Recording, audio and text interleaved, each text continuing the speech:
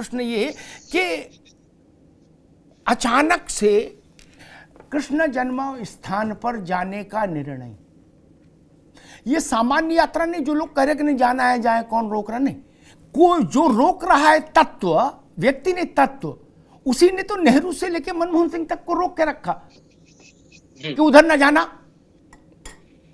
नहीं जी। अब अचानक से ये निर्णय कि कृष्ण जन्म स्थान जाएंगे प्रधानमंत्री, इसको 24 से जोड़कर देखा जाए, इसको अभी तो केवल झांकी है, मथुरा काशी बाकी है, से जोड़कर देखा जाए, कैसे देखा जाए? देखिए अमिताभ जी, अभी जो यहाँ पर 4 महानुभाव बैठे हैं, यहाँ पे मुस्लिम स्कॉलर भी हैं, कांग्रेस के प्रवक्ता भी हैं, हिंदू धर्म गुरु भी हैं, राजनीतिक विश्लेषक भी हैं। इनकी सबकी बातें मैंने सुनी, इनकी बात का भी मैं जवाब दूंगा। देखिए, सबसे पहले तो मैं आपको बताना चाहूंगा आपके चैनल के माध्यम से दर्शकों को कि ये देश का सौभाग्य है कि हमें नरेंद्र मोदी जैसे प्रधानमंत्री मिले, जिनके नेतृत्व में आज हमारा देश विश्व पटल पर नित्य नए कीर्तिमान स्थापित कर रहा है। और ऐसे कार्य माननीय प्रधानमंत्री जी के नेतृत्व में हमारे देश में हुए हैं जो लोग सपने में नहीं सोचते थे कि ये होने वाला है। जैसे आप देखिए राम मंदिर, आप देखिए महाकाल कॉरिडोर, आप देखिए काशी विश्वनाथ कॉरिडोर, आप देखिए बांके बिहारी कॉरिडोर जो बन रहा है, और इसके अलावा आप देख सकते हैं तो 370 देखिए आप किस तरह से हटाई गई। आप देखिए ट्रिपल तलाक जैसी कुप्रथा जो थी हमारे देश में, उसको हटाया गया माननीय प्रधानमंत्री जी के नेतृत्व में। आज यदि वो मथुरा जा रहे हैं तो वैसे दिक्कत किसी को नहीं होनी चाहिए इसमें। भाई एक बात बताइए, 2014 से पहले आपने भी देखा होगा कि 2014 से पहले जो नेतागिरी हमारे देश में होती थी वो एक विशेष वर्ग पर होती थी। हिंदू धार्मिक जो स्थल थे वहां जाने से लोग डरते थे। क्यों? उनको डर था कि हमारे जो एक विशेष वर्ग जो है, जो वोट है विशेष वर्ग का, वो नाराज ना हो जाए, इसलिए वो हिंदू धार्मिक जगह जाने से डरते थे। आज एक ऐसा प्रधानमंत्री हमारे देश में है जिसने सनातन संस्कृति को विश्व पटल पर एक नई पहचान दी है। यदि वो हिंदू धार्मिक स्थानों पर जा रहे हैं तो भाई दिक्कत की क्या बात है इसमें? अखिलेश यादव की जब सरकार थी समाजवादी पार्टी की उत्तर प्रदेश में, अमिताभ जी 100 करोड़ रुपए लगाकर, देखिए आप अपना नियम तोड़ रहे हैं। आपने कहा 3-3 मिनट सबको बोलने का समय दिए आप जी, अब आप समय ज्यादा दे रहे हैं इनको। लगाकर एक हज हाउस बनाया गया, किसी ने आपत्ति दिखाई उस वक्त? किसी ने क्या?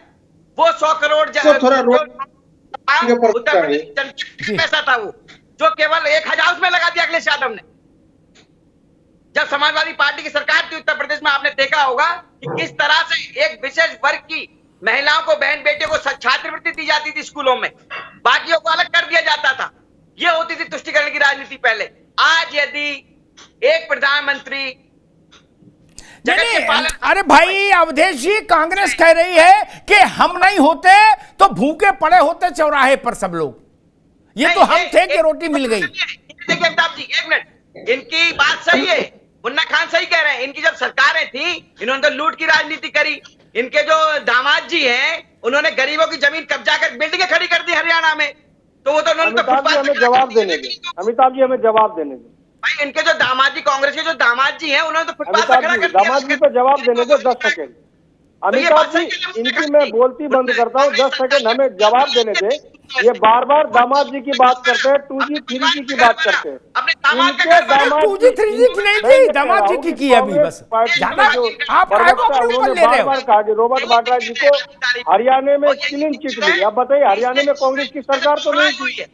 नहीं, हरियाणा में कांग्रेस की सरकार थी क्या? उसे क्लीन चिट क्यों मिल गया? हरियाणा में कांग्रेस की सरकार थी। एक बात रुकिए, अवधेश उपाध्याय एक बार रुकिए, दोनों लोग, मुन्ना खान साहब रुकिए, अवधेश जी रुकिए। मैं मुन्ना खान साहब एक बात नहीं समझ पा रहा, रॉबर्ट वड्रा को कांग्रेस क्यों डिफेंड करे?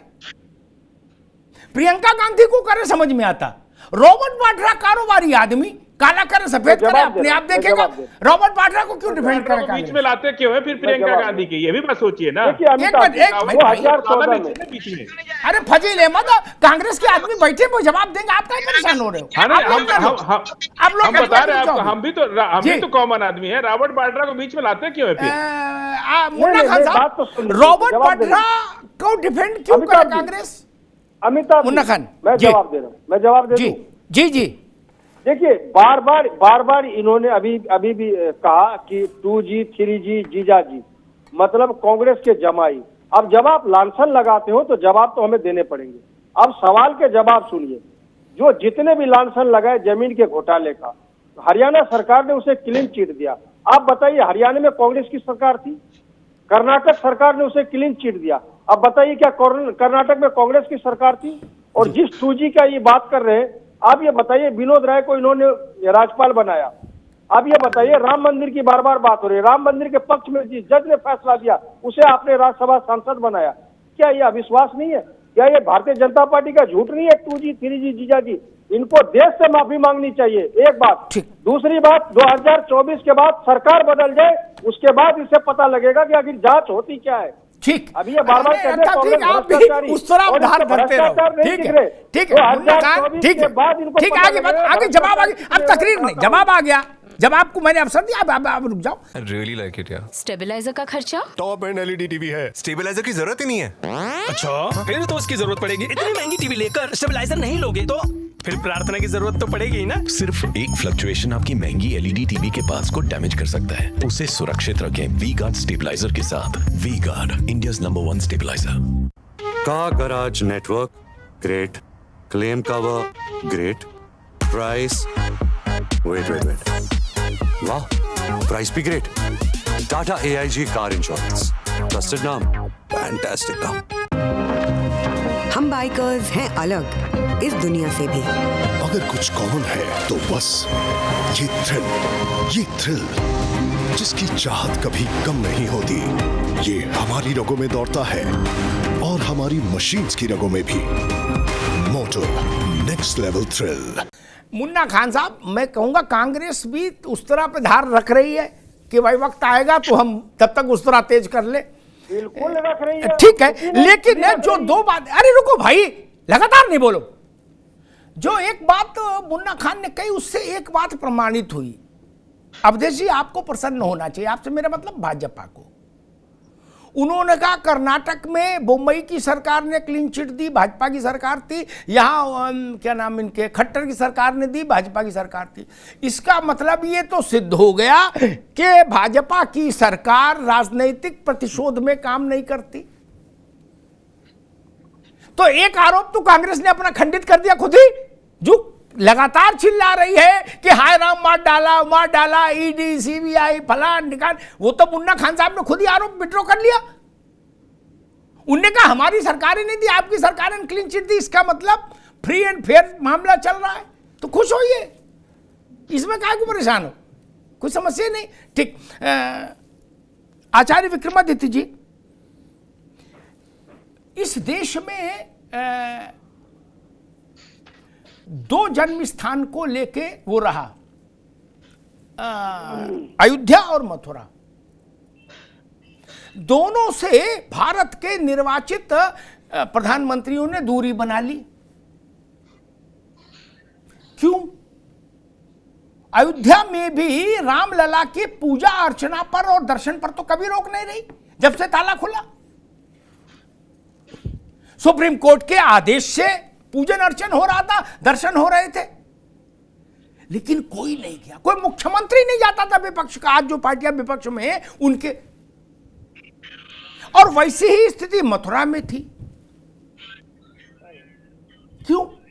ऐसा अस्पृश्यता का व्यवहार भारत के सबसे बड़े लोक आस्था के केंद्रों के साथ क्यों था? देखिए अमिताभ जी, इसका जवाब मैं पहले भी दे चुका हूं कि इस देश के अंदर जबरदस्ती हिंदुओं को उनको कांग्रेस को पहले दिन पता था, जब देश का विभाजन हुआ उसको पहले से पता था कि हिंदू इनको वोट देने वाले नहीं है। इसीलिए 10 करोड़ मुसलमान जबरदस्ती इस देश में विभाजन के बाद भी कांग्रेस ने रखे। ये उनका एक जो कॉन्क्रीट वोट बैंक था, ये इसका इतिहास का प्रमाण है। इस बात को मैं समझना चाहिए। जानकारी अरे आप छोड़ दो ना जानकारी, आप अपने अभी केवल आचार्य जी जी ये वास्तविक तौर पे अगर इतिहास उठा के देखें इलेक्शन का, कांग्रेस पहले से असेंबली की इलेक्शन लड़ती आई थी। मेरे दादाजी स्वयं जनसंघ के फाउंडर मेंबर्स में थे और गुड़गांव डिस्ट्रिक्ट में जाकर किस प्रकार से सर छोटू राम वजीर आजम, ये पूरा क्षेत्र जो था किस प्रकार से जबरदस्ती मुसलमानों को रोका गया, जिस देश के अंदर रखा गया, ये कांग्रेस की सोची समझी चाल थी। अगर उस टाइम को वास्तविक तौर पे इस बात को हमें समझना चाहिए। और उसके बाद भी कांग्रेस, अगर आपको बताऊं कि देश में घृणा का वातावरण क्या था उस वक्त, कोई भी फिल्म उठा लीजिए, किसी भी फिल्म एक्टर ने हिंदू नाम रखकर ही इंडस्ट्री में आने का प्रयास किया। मुसलमानों के प्रति इतनी घृणा उस वक्त वास्तविक तौर पे इस देश में व्यवस्थित थी, लेकिन कांग्रेस का वोट बैंक सेट करने के लिए उनको जबरदस्ती रखा गया और उन्हीं को दामाद बनाकर लगातार तुष्टीकरण की नीति खेली गई। अभी बात चल रही थी यहाँ पर जो रोजा इफ्तियार पार्टी में जाकर तमाम कांग्रेस का शासन रहा, और अभी ब्राह्मणवाद की बात की गई। पंडित कौन लगाता था अपने नाम के आगे भाई? पंडित लगाने का श्रेय किसको जाता है अपने नाम के आगे? किसी और प्रधानमंत्री ने कभी अपने नाम के आगे कोई और अलंकरण करने का प्रयास किया?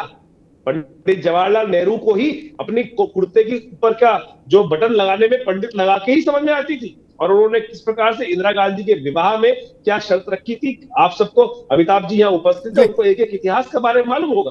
तो यहाँ जो ब्राह्मणवाद की बात करने का प्रयास कर रहे हैं, आज हमारे यशस्वी प्रधानमंत्री जी को पनौती शब्द का उच्चारण किया जा रहा है इस चरण पे, मैं घोर आपत्ति करता हूं। इस देश के इतिहास को एक एक तथ्य रूप में समझ में आना चाहिए कि इस देश में किस प्रकार की राजनीति, गंदी राजनीति खेली गई है और हिंदुओं की उपेक्षा की गई।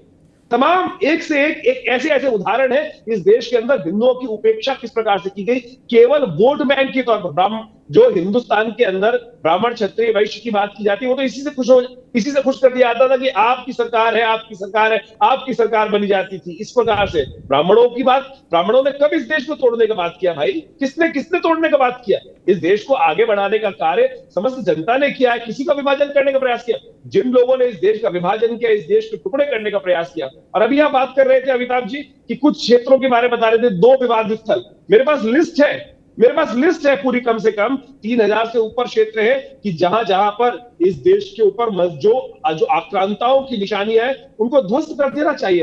एक बहुत बड़े हिस्टोरियन थे, इस देश के अंदर आए थे और उन्होंने जवाहरलाल को ये बात कही थी कि अगर आपकी वास्तविक आजादी होती तो सबसे पहले इस देश के स्वाभिमान पे जो कलंक है उनको विध्वंस करके स्वाभिमान का निर्माण करने का प्रयास किया जाता, लेकिन वो नहीं किया गया। और वही संस्कृति का मूल रूप से इस विघटन का कारण बना। आज स्वाभिमान को जगाने के लिए सुंदर रूप से जो कार्य किया जा रहा है, इसके लिए यशस्वी प्रधानमंत्री धन्यवाद के पात्र है और तमाम लोगों को धन्यवाद देना चाहिए। ये मंदिर का निर्माण नहीं हो रहा है, इस स्वाभिमान का निर्माण हो रहा है। इस देश में रियली लाइक इट यार। स्टेबलाइजर का खर्चा? टॉप एंड एलईडी टीवी है, स्टेबलाइजर की जरूरत ही नहीं है। अच्छा, फिर तो उसकी जरूरत पड़ेगी। इतनी महंगी टीवी लेकर स्टेबलाइजर नहीं लोगे तो फिर प्रार्थना की जरूरत तो पड़ेगी ही ना। सिर्फ एक फ्लक्चुएशन आपकी महंगी एलईडी टीवी के पार्ट्स को डैमेज कर सकता है। उसे सुरक्षित रखें वी गार्ड स्टेबलाइजर के साथ। V guard, India's number 1 stabiliser. Car garage network, great. Claim cover, great. Price, wait, वाह, प्राइस भी great. Tata AIG car insurance, trusted नाम, फैंटास्टिक नाम। हम बाइकर्स हैं अलग इस दुनिया से भी।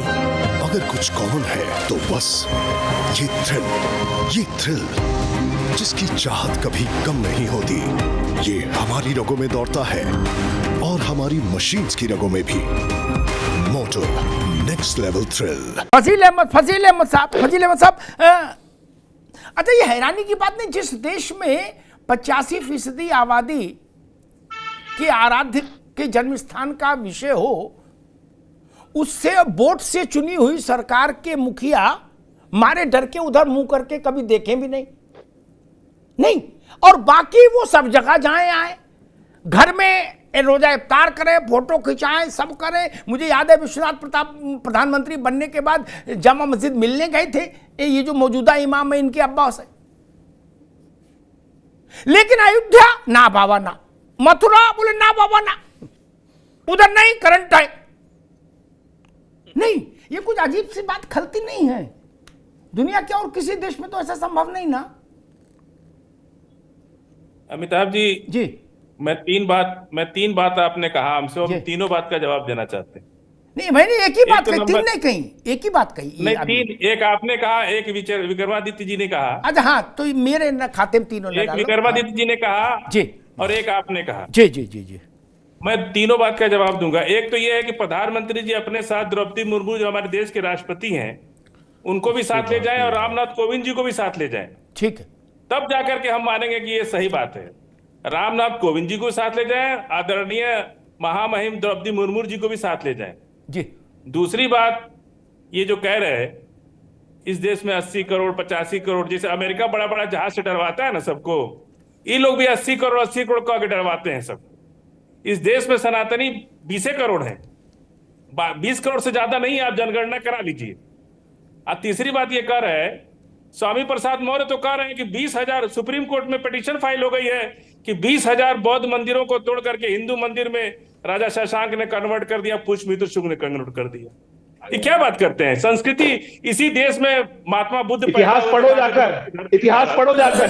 सनातनियों ने कोई मंदिर कभी नहीं तोड़ा, सनातनियों ने कभी नहीं तोड़ा, और शास्त्रार्थ सुमित्राने के बाद कह रहे हैं कि 20,000 बौद्ध मंदिरों को तोड़ करके हिंदू मंदिर में बदल दिया गया है, तो उनकी भी संस्कृति उनकी भी बदल दीजिए। और गर्भगृह में बुद्ध की मूर्ति मिल रही है, मंदिरों के गर्भगृह में अभी भी बुद्ध की मूर्ति पड़ी है। फजील अहमद साहब, और सुन लीजिए, आप समझे, इतिहास को पढ़े। सनातनियों ने किसी मंदिर को नहीं तोड़ा, 20,000 मंदिरों ने आदि शंकराचार्य जी ने शास्त्रार्थ में हराने के बाद उनको पुनः बौद्धों को सिर कटवा दिया, और बौद्धों ने किसी बौद्ध की हत्या नहीं करी, सनातनियों ने किसी बौद्ध के मंदिर को नहीं तोड़ा। आदि शंकराचार्य जी महाराज इतिहास उठा के देखे, बौद्ध स्तूप कहाँ चला गया? अरे भाई स्तूप